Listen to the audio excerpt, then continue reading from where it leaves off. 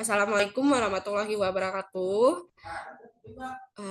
Perkenalkan, nama saya Nazira Putri Azhara dengan NIM 2151039. Lalu tak lupa saya tidak hanya sendirian di sini, terdapat ada Isyal Hazani Priyanka dengan NIM 2151050. Lalu juga ada Aki Aditya Girl yaitu dengan NIM 2151060. Pertama-tama sebelum kita mulai dengan presentasi, saya sangat bersyukur kepada teman-teman semua yang telah menyaksikan penayangan presentasi dari kelompok kami, yaitu mengenai materi analisis teologi psikologi pembelajaran Brunner dengan implikasi dan aplikasi dalam pendidikan. Nah, terdapat tentang teori psikologi Brunner, yaitu memberikan pemahaman mendalam tentang proses pembelajaran. Dalam presentasi ini, kita akan mengeksplorasi implikasi dan aplikasi teori ini dalam konteks pendidikan. Mari kita telah bagaimana teori ini dapat diterapkan untuk meningkatkan efektivitas pembelajaran. Nah, untuk teori psikologi Brunner yang akan kami jelaskan oleh 3 orang, yaitu teman-teman saya dari Haki yang akan menjelaskan tentang siapa Jerome Brunner. Kepada Haki, saya persilakan. Terima kasih kepada moderator. Nah, jadi siapa itu Jerome Brunner? Itu Jerome Seymour Brunner yang lahir pada 1 Oktober 1915 dan telah meninggal dunia pada 5 Juni 2016. Adalah seorang psikolog Amerika Serikat yang memberikan kontribusi signifikan terhadap psikologi kognitif manusia dan teori pembelajaran pembelajaran kognitif dalam psikologi pendidikan. Brunner adalah peneliti senior di Fakultas Hukum Universitas New York. Ia menerima gelar BA pada tahun 1937 dari Universitas Duke dan PhD dari Universitas Harvard pada tahun 1941. Dia mengajar dan melakukan penelitian di Universitas Harvard, Universitas Oxford, dan Universitas New York. Survei Tinjauan Psikologi Umum yang diterbitkan pada tahun 2002 menempatkan Brunner sebagai psikolog ke-28 yang paling banyak dikutip di abad ke-20. Dan selanjutnya ada dasar teori Brunner. Dasar teori pembelajaran Brunner didasarkan pada pandangan kognitif tentang bagaimana manusia belajar dan memproses informasi. Berikut beberapa dasar utama teorinya. Yang pertama ada proses kognitif aktif dalam belajar, yaitu siswa secara aktif membangun pengetahuan melalui eksplorasi dan pengalaman. Brunner berpendapat bahwa belajar melibatkan proses mental aktif. Siswa tidak hanya menerima informasi secara pasif, tapi juga secara aktif membangun pengetahuan melalui eksplorasi, pemikiran, dan pengalaman. Yang kedua, ada 3 tahap representasi pengetahuan. Brunner mengusulkan bahwa pengetahuan diperoleh melalui 3 tahap representasi, yaitu yang pertama ada enaktif. Enaktif merupakan pengetahuan diungkapkan melalui tindakan fisik. Yang kedua ada ikonik, pengetahuan yang diwakili melalui gambar atau visual. Yang ketiga ada simbolik, yaitu pengetahuan dipresentasikan dengan simbol-simbol abstrak seperti bahasa dan angka.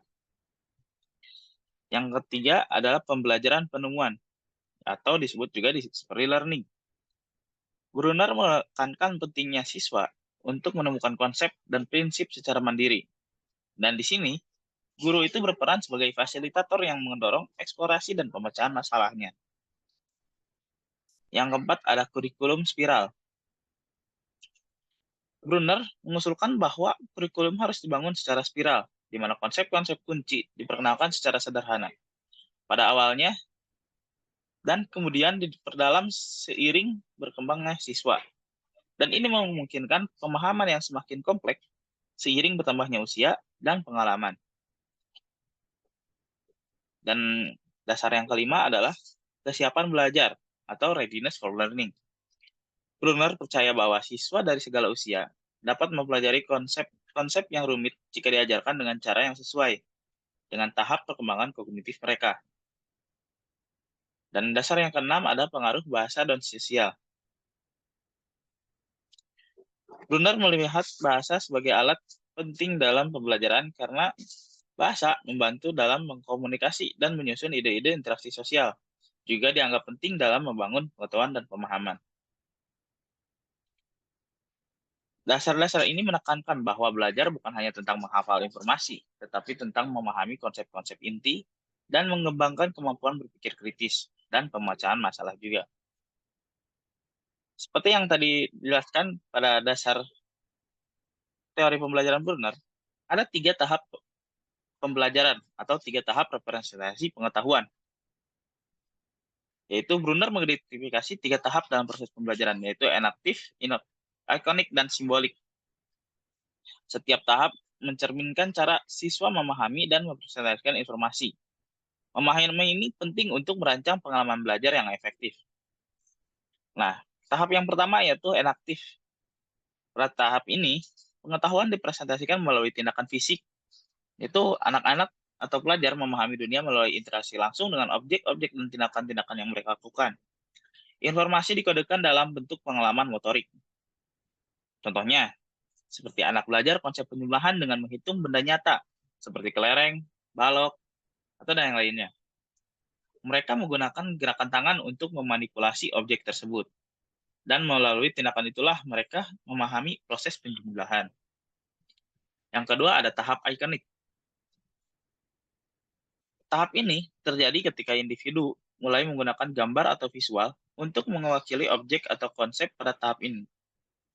Pada tahap ini, pemahaman diperoleh melalui representasi visual atau gambar dari objek yang telah mereka alami secara fisik. Yang contohnya, setelah belajar menghitung menggunakan objek nyata, anak mulai menggunakan gambar kelereng atau benda lain sebagai representasi. Mereka tidak lagi perlu memegang benda-benda tersebut secara fisik, tetapi dapat memahami penjumlahan melalui visualisasi gambar. Yang ketiga adalah tahap simbolik. Pada tahap ini, pengetahuan direpresentasikan melalui simbol-simbol abstrak seperti bahasa, angka, atau notasi matematika. Individu tidak lagi bergantung pada tindakan atau gambar, tapi dapat berpikir secara lebih abstrak dan logis.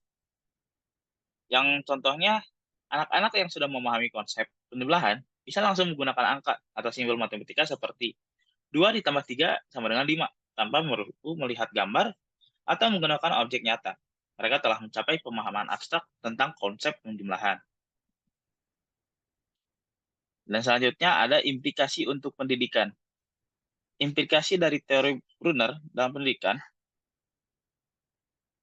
menekankan pentingnya pengalaman langsung dan keterlibatan aktif siswa dalam proses belajar. Guru tidak hanya berperan sebagai penyampai informasi, tetapi juga sebagai fasilitator yang membantu siswa mengeksplorasi dan menemukan konsep-konsep baru. Pendekatan ini mendorong siswa untuk belajar secara mandiri, yaitu menguji hipotesis, serta terlibat dalam kegiatan pemecahan masalah. Melalui eksplorasi, siswa memiliki kesempatan untuk membangun pemahaman yang lebih mendalam.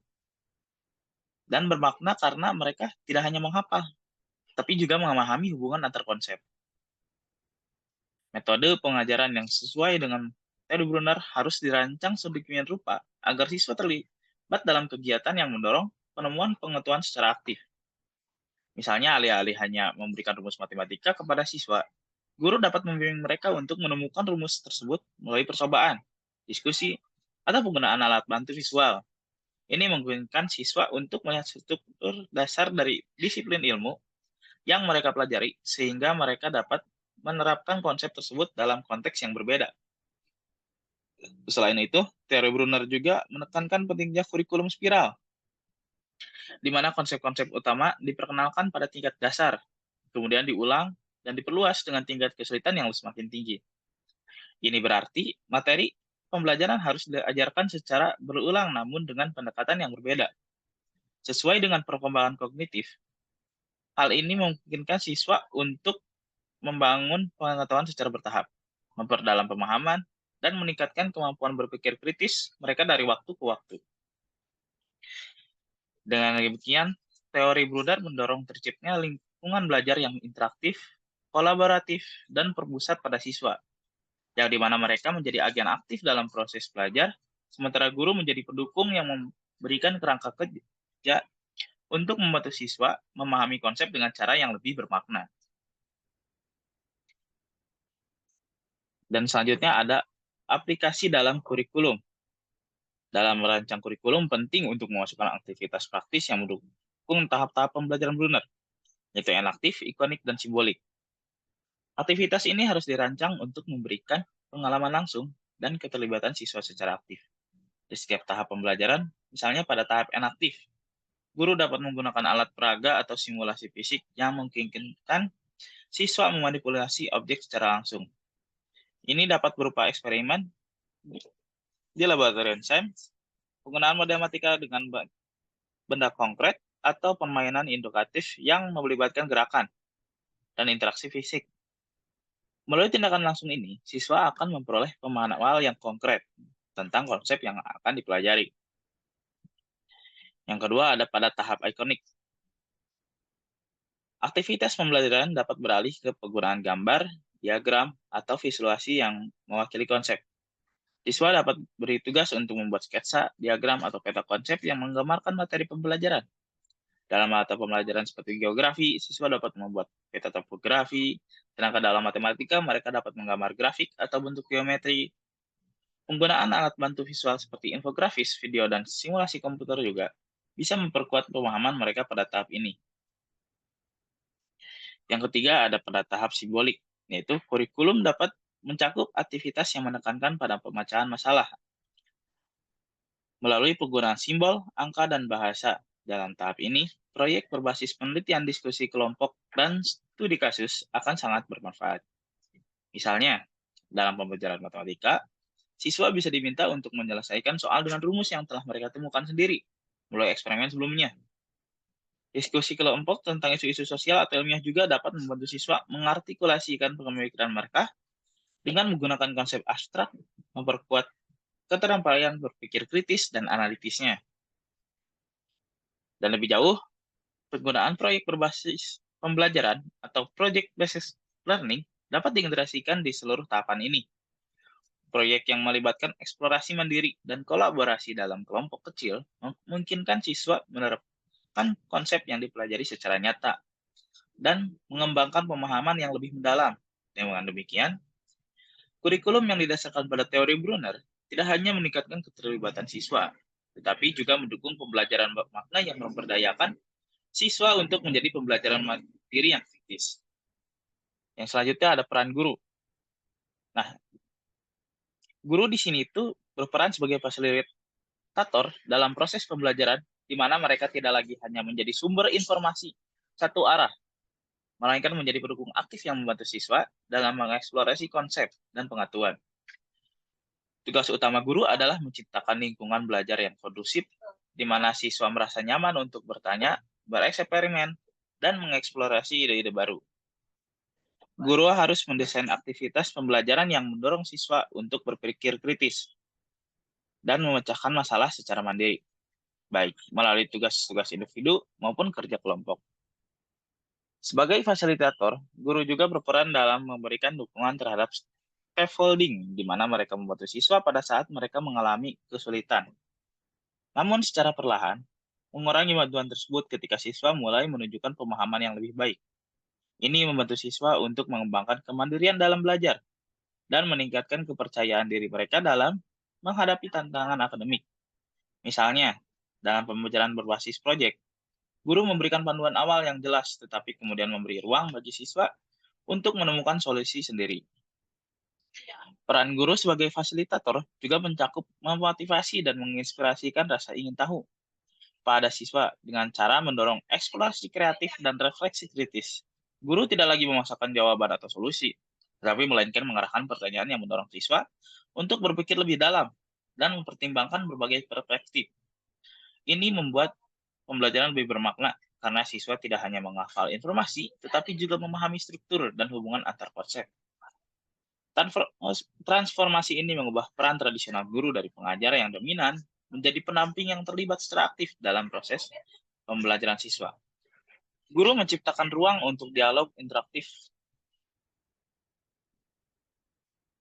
merespon kebutuhan dan kecepatan belajar siswa, serta memastikan bahwa setiap siswa diberdayakan untuk mencapai potensi terbaiknya. Dengan demikian, peran guru dalam konteks ini lebih dinamis, berfokus pada proses belajar, bukan sekedar hasil akhir. Mungkin sekian dari saya. Saya kembalikan kembali pada moderator. Baik, terima kasih kepada Haki Aditya Gerald yang telah menyampaikan materi-materi sebelumnya. Nah, di sini saya akan menjelaskan yang akan menjelaskan selanjutnya yaitu tentang strategi pembelajaran aktif yang akan dijelaskan oleh Isyal Hazani. Kepada Isyal Hazani kami persilakan.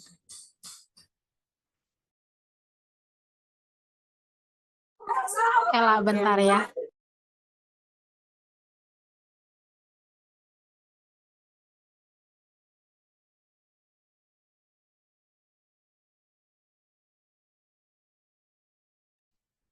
Oke, baik. Selanjutnya strategi pembelajaran aktif.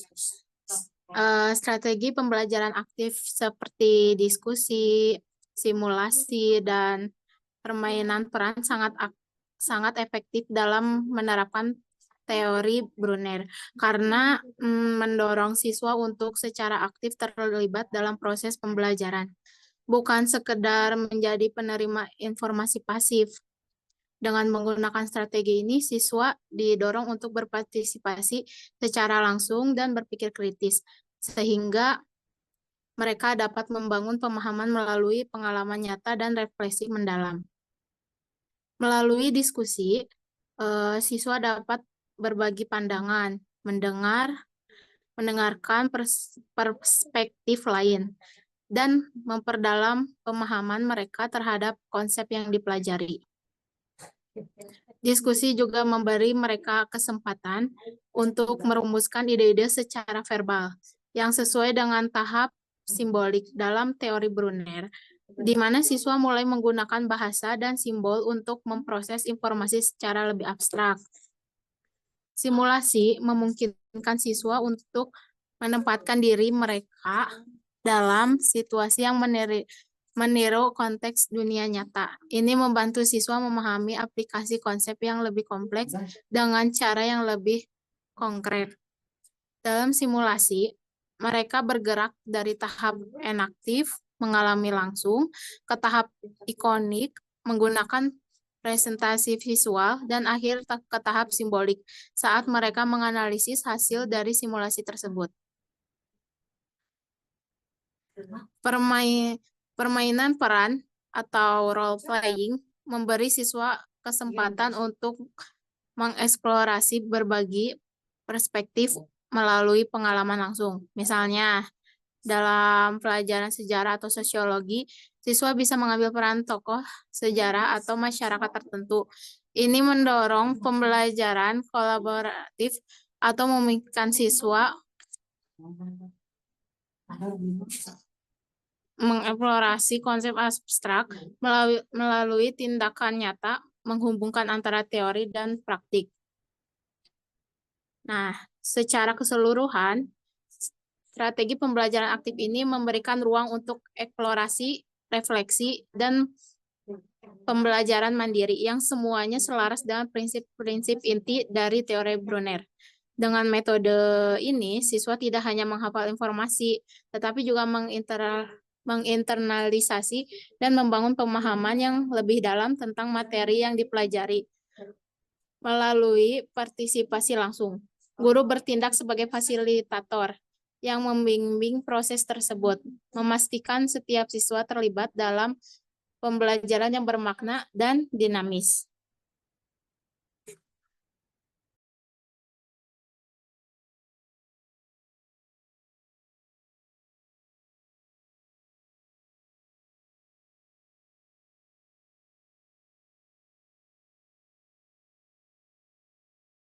Nah, selanjutnya ada evaluasi pembelajaran. Evaluasi dalam konteks teori Brunner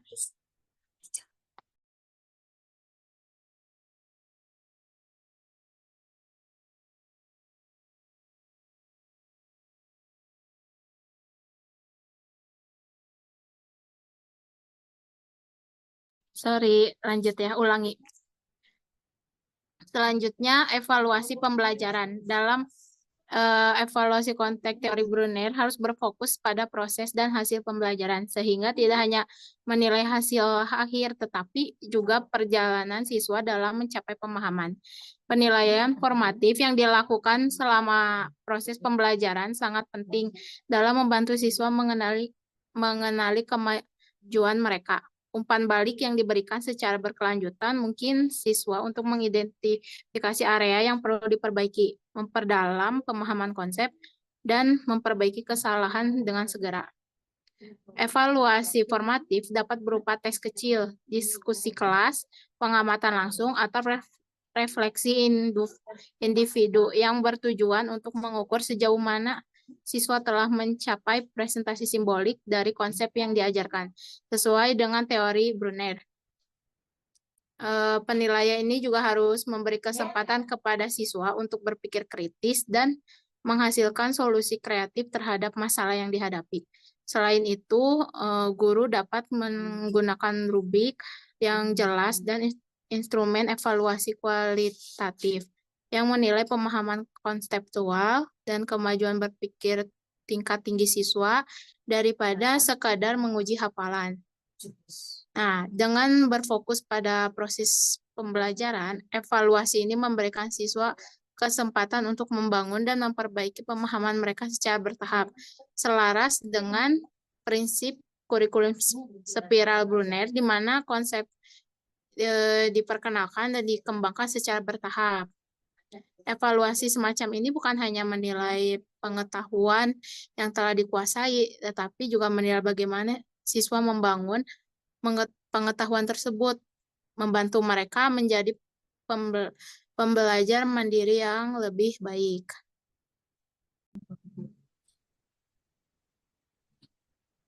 Oke, baik. Selanjutnya ada keterlibatan siswa. Nah, keterlibatan siswa itu sangat penting dalam pembelajaran.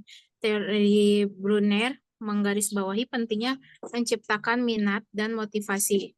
Dengan keterlibatan aktif, siswa lebih mungkin untuk mempertahankan informasi dan mengembangkan keterampilan kritis. Selanjutnya ada perbedaan dengan teori lain. Perbedaan dengan teori pembelajaran lainnya, Brunner menekankan pentingnya konstruksi pengetahuan oleh siswa. Ini memberikan sudut pandang yang berbeda dalam memahami bagaimana siswa belajar dan bagaimana pengajaran harus disesuaikan. Oke, mungkin dari saya cukup sekian. Saya kembalikan kepada moderator. Baik, terima kasih kepada Isyala. Di sini saya sendiri akan melanjutkan presentasi tentang teori Brunner ini. Di sini terdapat tantangan implementasi tentang teori Brunner. Teori Brunner dalam pendidikan menghadapi beberapa tantangan seperti resistensi terhadap pengubahan metode pengajaran dan kurangnya pelatihan untuk guru. Lalu Anda mengatasi tantangan ini penting untuk maksimalkan potensi teori ini. Nah, di sini terdapat resistensi perubahan metode pengajaran dan kurangnya pelatihan bagi guru. Banyak guru yang terbiasa dengan pendekatan tradisional yang berfokus pada penyampaian informasi secara langsung. Mungkin merasa sulit untuk beralih ke peran sebagai fasilitator pembelajaran yang menekankan eksplorasi dan penemuan. Lalu tak hanya itu, guru pun menjadikan sebab akibat tersebut, beberapa guru mungkin enggan untuk mengadopsi metode yang lebih interaktif kepada siswa karena merasa kurang yakin dan kurang didukung oleh fasilitas dalam sekolahnya. Lalu selain itu juga kurangnya kepelatihan profesional sebagai peran guru. Nah, dalam penerapan teori Brunner, guru perlu dibekali dengan keterampilan untuk merancangkan kurikulum yang sesuai dengan pendekatan discovery learning dan kurikulum spiral, serta untuk menggunakan teknik pembelajaran aktif seperti simulasi, proyek berbasis penelitian dan diskusi interaktif. Tantangan lainnya adalah keterbatasan waktu dan sumber daya dalam sistem pendidikan. Pendekatan Brunner yang menekankan eksplorasi dan pemahaman konseptual membutuhkan waktu yang lebih banyak dibanding dengan metode tradisional yang berfokus dalam penyampaian informasi. Nah, untuk mengatasi tantangan ini sangat penting untuk memaksimalkan potensi teori Brunner dalam meningkatkan kualitas pembelajaran.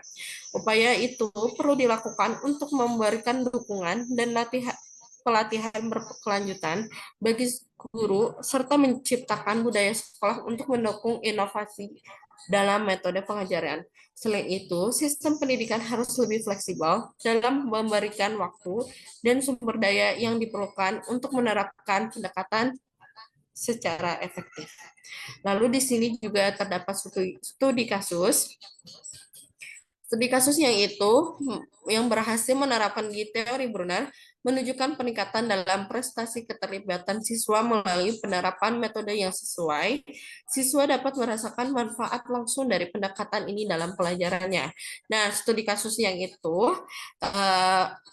menerapkan teori Brunner menunjukkan peningkatan signifikan yang misalnya di sekolah menengah, yaitu misalnya XYZ, sebuah eksperimen dilakukan dengan penerapan metode pembelajaran berbasis penemuan dan kurikulum spiral dalam materi pembelajaran sains. Guru-guru di sekolah mulai menggunakan aktivitas praktis seperti eksperimen laboratorium, proyek kelompok, dan diskusi interaktif untuk mengajarkan konsep-konsep sains. Sebagai bagian dari pendekatan ini, siswa didorong untuk menemukan prinsip ilmiah secara mandiri melalui percobaan analisis. Dengan menerapkan kurikulum spiral, konsep-konsep diperkenalkan pada tingkat dasar dan kemudian diperluas dengan kompleksitas tambahan seiring kemajuan siswa. Sebagai contoh, konsep dasar tentang reaksi kimia diperkenalkan melalui eksperimen sederhana, kemudian diulang dengan eksperimen yang lebih kompleks, serta aplikasi praktis di proyek akhir tahun. Hasil dari penerapan metode ini sangat positif, dapat menunjukkan peningkatan nilai ujian dan hasil proyek siswa secara signifikan.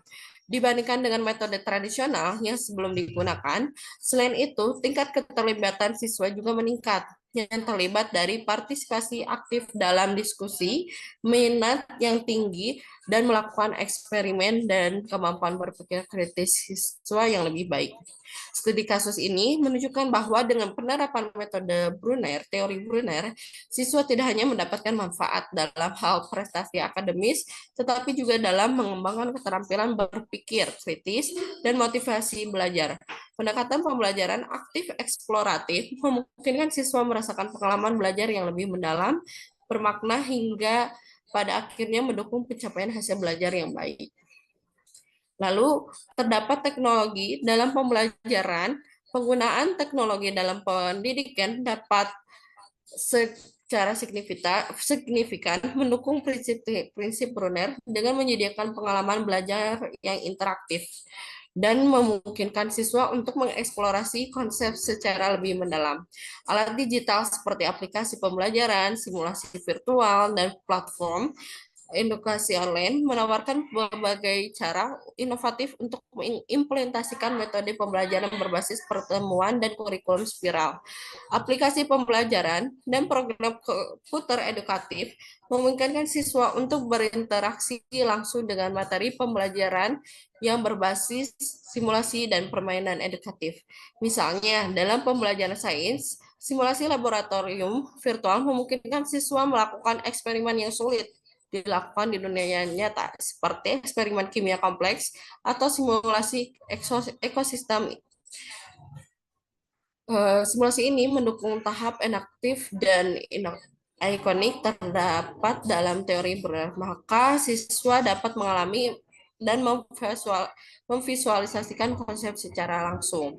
Secara keseluruhan, teknologi dalam pendidikan tidak hanya memperkaya pengalaman belajar, tetapi juga memfasilitasi penerapan prinsip-prinsip Brunner dengan cara inovatif dan adaptif. Mari tarik kesimpulan bahwa teori Brunner menawarkan pendekatan yang mendalam dan dinamis dalam pendidikan dengan menekankan pentingnya proses aktif dalam pembelajaran. Dasar-dasar teori Brunner termasuk 3 tahap presentasi, pengetahuan, enaktif, ikonik, dan simbolik, serta kurikulum spiral. Memberikan kerangka kerja yang kuat untuk mengembangkan pemahaman siswa secara bertahap dan mendalam. Keterlibatan aktif siswa melalui metode seperti diskusi, simulasi, dan permainan peran, serta menggunakan teknologi digital, dapat memperkuat penerapan teori ini dengan menyediakan pengalaman belajar yang interaktif dan kontekstual. Namun, implementasi teori Brunner menghadapi tantangan seperti resistensi terhadap perubahan metode pengajaran dan kurangnya pelatihan untuk guru. Mengatasi tantangan ini, pentingnya untuk memastikan bahwa potensi teori Brunner dapat dimaksimalkan dalam meningkatkan prestasi dan keterlibatan siswa dengan secara formatif, serta memanfaatkan teknologi pendidikan untuk mendukung pembelajaran aktif pendidikan dapat menjadi lebih efektif dan responsif terhadap kebutuhan siswa. Secara keseluruhan, penerapan teori Brunner dalam pendidikan dapat meningkatkan kualitas pembelajaran dengan memberikan siswa kesempatan untuk menemukan dan memahami konsep secara mendalam, mengembangkan keterampilan berpikir kritis dan motivasi mereka untuk terlibat aktif dalam pembelajaran. Jadi untuk teori Brunner dari presentasi kali ini saya cukupkan. Terima kasih kepada teman-teman semua yang telah menyaksikan video penayangan untuk presentasi kali ini. Saya tutup. Wassalamualaikum warahmatullahi wabarakatuh.